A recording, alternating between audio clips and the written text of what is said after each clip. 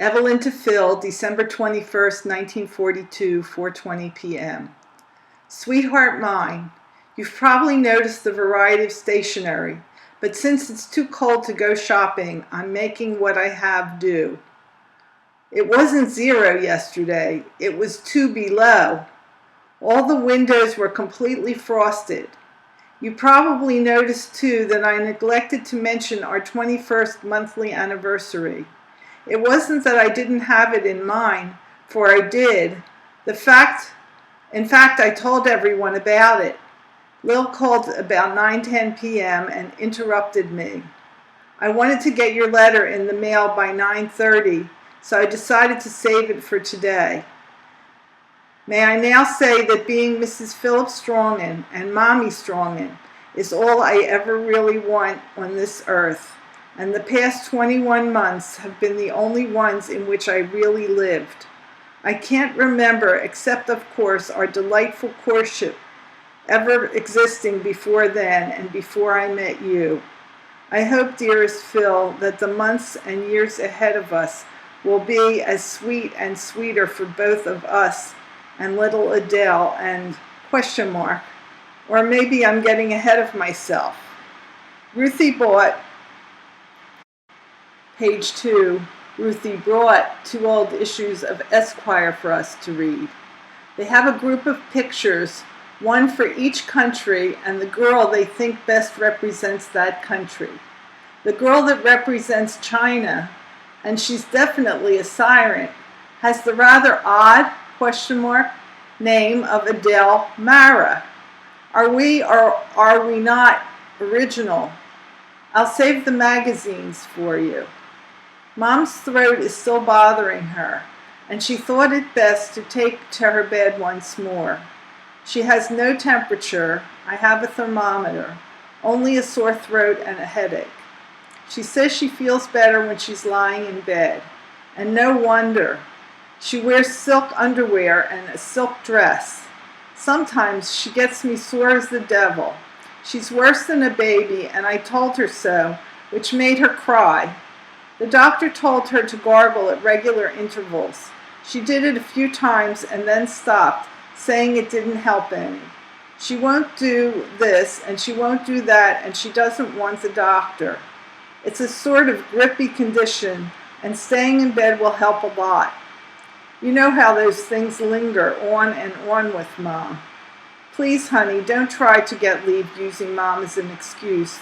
I'd rather have you here when she too is completely well. I don't want anything to mar your furlough. Page 2. We'll do our best to see that she's completely well in a short time. To add to the aggravation, Adele too has the sniffles. Don't be alarmed, it's nothing serious.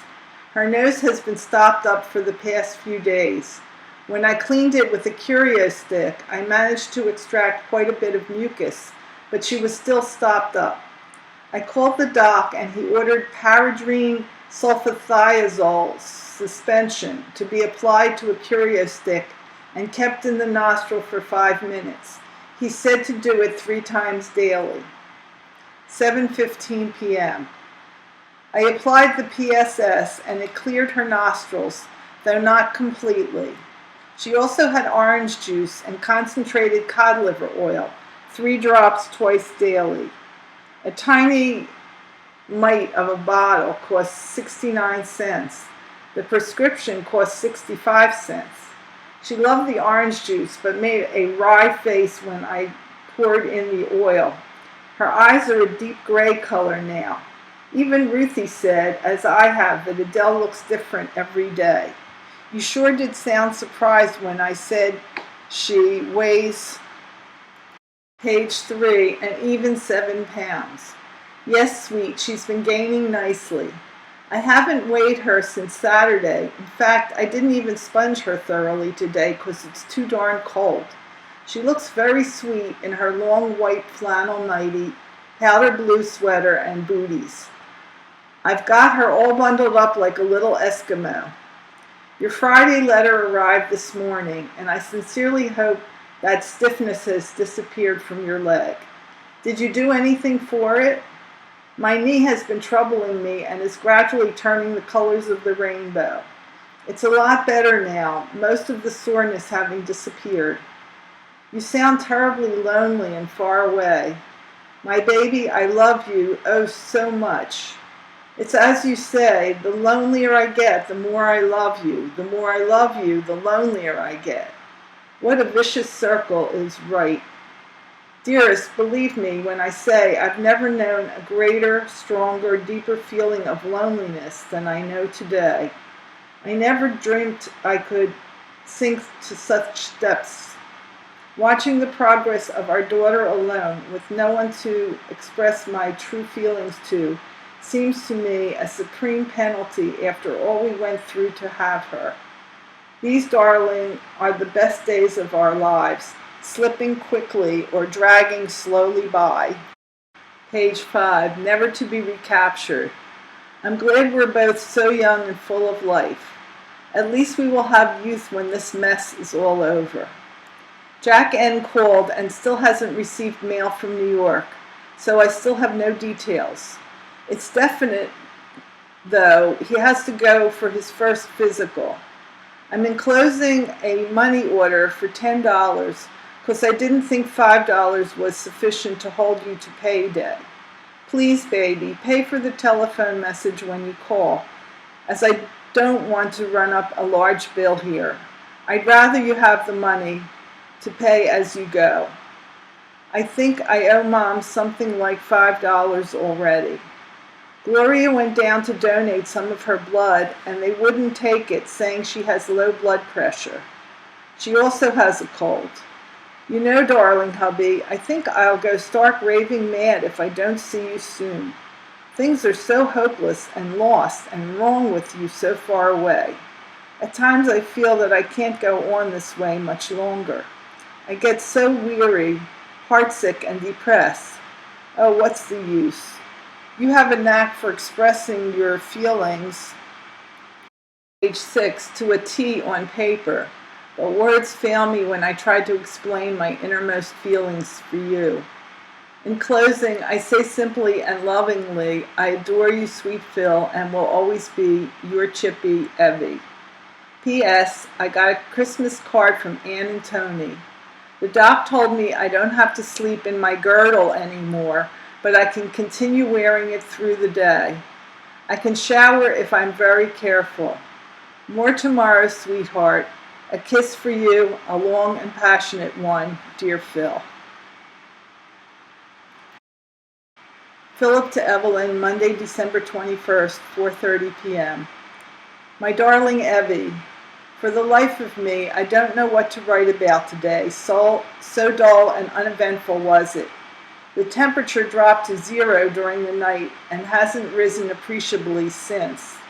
As a consequence, we couldn't go out more than 10 minutes at a time.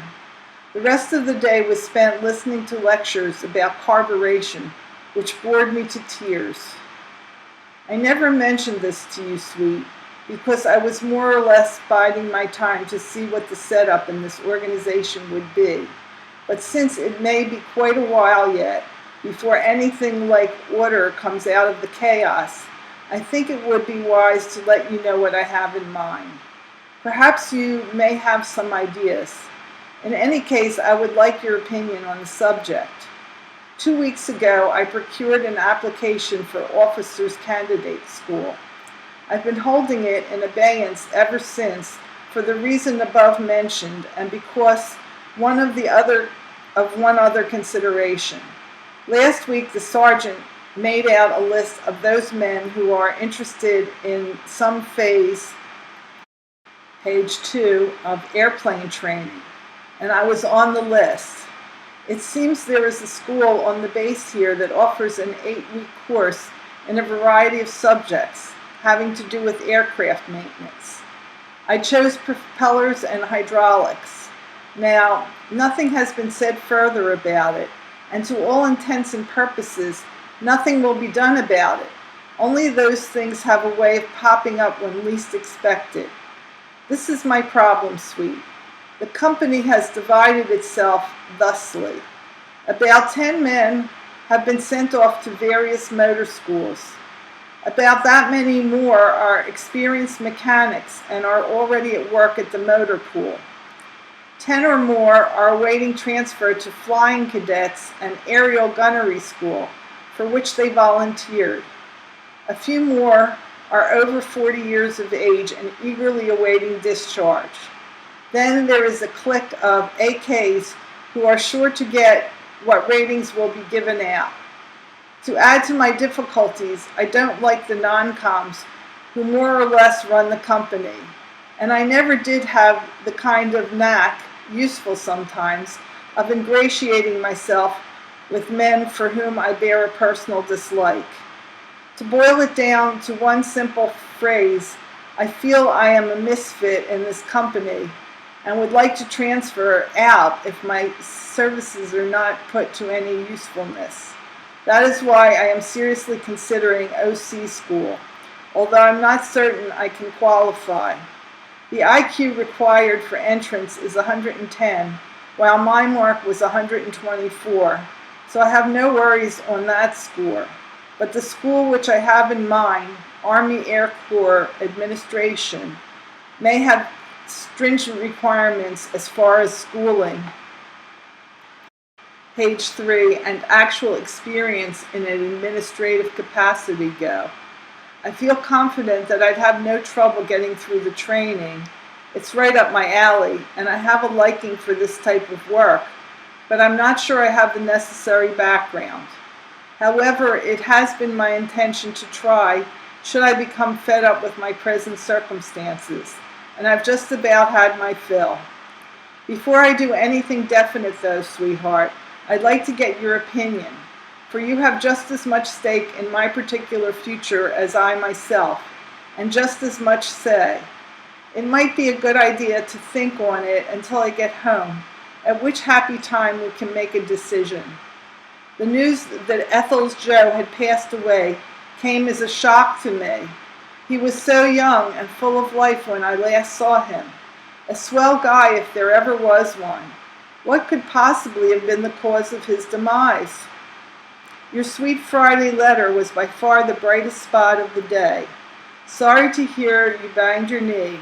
If you held your lovely knees in as high regard as I do, such a thing would never happen.